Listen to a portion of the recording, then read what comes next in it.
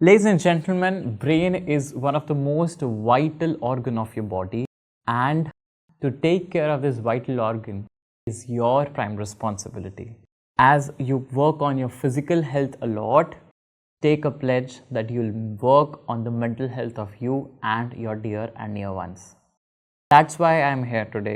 We are going to take care of the central nervous system. We are going to protect ourselves from the infections, the microbes who are going to invade the CNS. Let's quickly start with the central nervous system in 𝗵𝗵𝗆. My name is Dr. Parv and I am your microbiology mentor and faculty.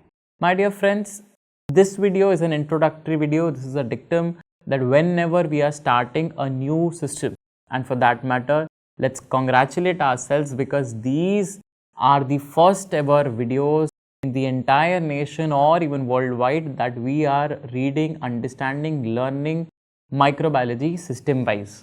So my dear students, it is the dictum that whenever we are starting with a new topic, we will revise or we will have a roadmap in our brains that how are we going to learn about it. So central nervous system, first of all, we will discuss the first class, bacterial meningitis, in which we will discuss about Neisseria, Listeria, 𝗵𝗵𝗆 and Streptococcus.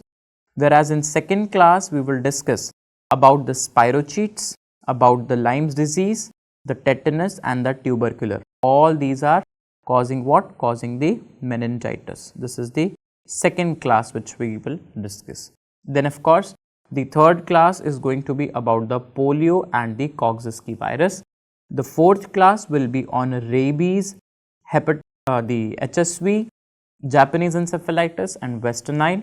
Fifth class, we will study about the Nipah virus and the prions. Sixth class, we will discuss about 𝗔𝗲𝗔𝗔 and free living amoeba, and along with them we will discuss the toxoplasma.